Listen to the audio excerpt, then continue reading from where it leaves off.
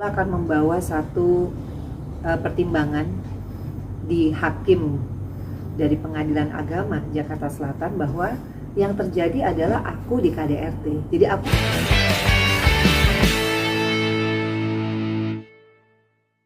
Sore Kak. sore. Ya, izin nih Kak sebelumnya bagaimana nih mendengar hasilnya nih, tanggapannya nih. Iya, nggak gimana-gimana ya, karena memang proses hukum ini kan pasti ada ujungnya. Dan ujungnya adalah di hari ini, tanggal 25 Mei 2023, artinya kurang lebih sekitar Februari, Maret, April, Mei, 4 bulan ya. 4 bulan aku semaksimal mungkin mencari keadilan dari kasus KDRT ini, dan alhamdulillah hasilnya aku mendapatkan keadilan yang buat aku, kalau jumlah vonis itu kan kita nggak ada yang pernah tahu ya, karena itu adalah kewenangan dari hakim. Tapi intinya adalah apa yang aku laporkan itu faktanya terjadi KDRT.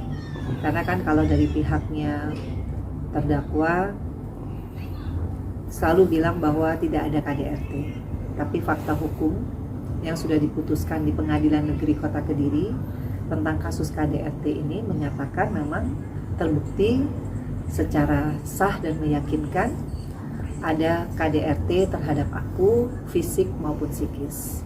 Itu faktanya. Kak, Nah, tapi kemarin- ada kemarin, kecewa nggak sih Kak? Ini kan jaksa sebelumnya JPU menuntut 1,5.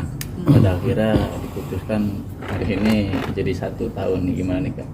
Ya, sekali lagi yang namanya jumlah hukuman atau vonis itu adalah kewenangan dari hakim. Tidak seorang pun bisa mengintervensi. Jadi kalau menurut aku, putusan ini bukan soal menang dan kalah. Soal bagaimana aku menempuh jalur hukum terhadap satu perbuatan KDRT yang terjadi sama aku. Jadi aku tidak fokus kepada jumlah hukumannya, tapi fokus kepada bagaimana nanti setelah ini vonis, artinya aku harus tetap fokus kepada kasus cerai. Karena itu penting juga, karena dalam kasus cerai kan Ferry meminta cerai, talak cerai karena ada KDRT terhadap dia. Padahal kan yang terjadi bukan seperti itu.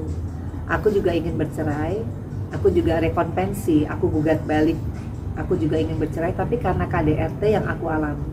Jadi putusan vonis dari pengadilan negeri ini insya Allah akan membawa satu pertimbangan di hakim dari Pengadilan Agama Jakarta Selatan bahwa yang terjadi adalah aku di KDRT. Jadi aku ingin cerai karena aku di KDRT. Dan sudah jelas kan vonisnya seperti itu. Nah, tapi Kak Vena sudah merasa puas nggak Mas dengan kemarin kan mencari keadilan ya dengan hukuman 1 tahun ini gitu. Kalau keadilan itu bukan masalah puas. Keadilan itu masalah bagaimana kita menjalani proses hukum ini dari awal, dari aku bikin laporan polisi, dari aku menjalani visum, dari aku menghadapi cywar, aku menghadapi pembalikan fakta ya gitu selama hampir 4 bulan. Alhamdulillah aku diberi kekuatan sama Allah untuk bisa melalui menjalani proses ini. Kalau sebagian perempuan pasti nggak mungkin sanggup, karena menghadapi KDRT sendiri, baik itu fisik maupun psikis, itu udah luar biasa loh. Dari yang nangis-nangis aku, dari yang udah nggak bisa tidur, nggak bisa makan, histeris, nggak berhenti-berhenti sampai suaraku serak. Mungkin teman-teman wartawan masih punya ya rekaman aku berapa bulan yang lalu, suaraku nggak kayak begini. Aku ngomong aja masih nangis terus, masih belum bisa menerima kenyataan. Sampai di titik aku sudah bisa menerima bahwa oh ini memang sudah qadarullah. Jadi bukan masalah adil nggak, karena yang adil nanti Allah. Kalau pengadilan di dunia, orang masih bisa bohong, orang masih bisa playing victim, orang masih bisa ngeles. Tapi nanti kita kan hidup kan nggak selamanya. Makanya kalau ditanya tadi puas apa nggak puas, kalau aku lebih fokus kepada oke, ini sekarang udah dijalanin, ini udah vonis nih KDRT-nya. Sekarang fokus nih cerai, karena aku memang pengen cerai.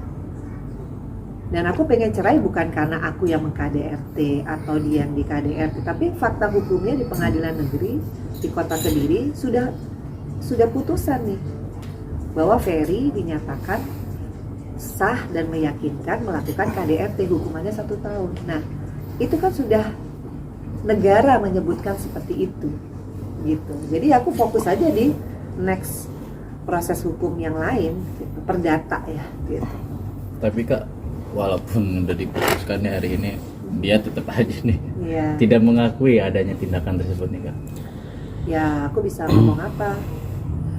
Kalau aku jujur, aku selalu mendoakan Ferry, keluarganya, semuanya, termasuk pengacaranya, aku doakan supaya mereka benar-benar bisa juga mengedepankan kejujuran, keadilan. Ya karena semua itu kan tidak lepas dari kalau di dunia ini kan ada sebab, ada akibat, ada perbuatan, ada konsekuensi. Jadi kalau aku sih nggak pernah merasa sedih lagi dengan kok mereka masih begini atau kok Ferry masih begini. Ya aku harus bisa lebih menerima bahwa itu hak mereka tidak mengaku, tapi hak aku juga untuk mencari keadilan. Sekarang alhamdulillah sudah di titik vonis di kasus KDRT. Artinya satu PR lagi. Aku ingin bercerai baik-baik, tapi kalau memang nanti ada ketidakjujuran, ada ketidakpengakuan, itu hak mereka.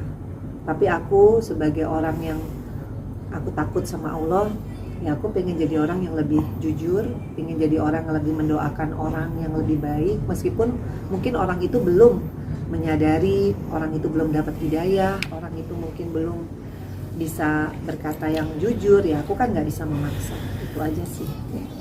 Kak, ini juga bukan selain tidak mengakui, dia juga sempat bicara bahwa pasca dari kejadian ini ada skenario dari kakak sendiri nih Kak. Gimana? Skenario apa? Nggak tahu aku skenario apa yang dimaksud. Tapi intinya aku tidak akan menanggapi hal-hal yang akan membuat ini jadi blunder. Aku menghargai sih profesi kalian, tapi aku juga harus mensosialisasikan, khususnya bagi semua perempuan di Indonesia, kayak yang play victim gini jangan diladenin, karena ini adalah bagian dari membuat kita tuh secara mental pasti down. Jadi kita sebagai perempuan, kita fokus aja. Seperti aku selalu bilang, ada konsekuensi kalau berani speak up, yaitu di playing victim, di cyber, lewat media. Kalau kita public figure, otomatis dong pasti media akan terus cari berita. Tapi aku nggak mau fokus di bumbunya. Ini kan bumbu nih. Kita fokus aja sama fakta hukumnya. Fakta hukumnya adalah selama persidangan, ya saya menyayangkan sih kalau mungkin infotainment tidak secara utuh menayangkan pada saat proses persidangan. Proses persidangan itu jelas kok.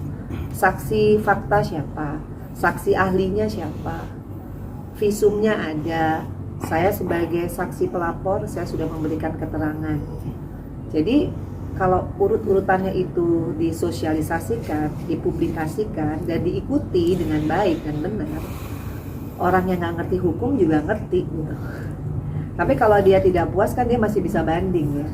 Jadi kalau mau tidak puas dengan keputusan hakim itu bukan ranah di media sih. Karena media itu bukan hakim kan. Media itu hanya social control. Jadi kalau saya menilai ya kita fokus aja sama medianya di mana? Ya di pengadilan. Kalau kasus KDRT pidana di mana? Ya di pengadilan negeri. Di mana lokasi kejadian? Di Kediri. Ya berarti di kota Kediri lah kalau dia mau komplain gitu kan, ke pengadilan aja komplain. Ya itu banding. Tapi tadi ada nggak dia banding? Masih dipikir-pikir. Nah, jadi masih ada sekitaran 1 minggu lagi kan ya mau kita mengajukan tunggu. banding. Kita tunggu. Kalau dari Kavena sendiri gimana kalau mau? Itu hak mereka. Saya bukan lawyernya Ferry. Saya bukan orang yang bisa memberikan sosialisasi tentang hukum ya itu, tapi saya hanya seorang perempuan yang kebetulan saya memang sudah melaporkan, kemudian saya tetap fokus kepada kasus ini. Alhamdulillah sekarang sudah divonis, ya tinggal 1 step lagi karena saya masih punya hubungan perkawinan, otomatis kan tetap harus diselesaikan dan ini masih berjalan. Oke kak, Terus ini kan berdoa. pasti memiliki luka yang sangat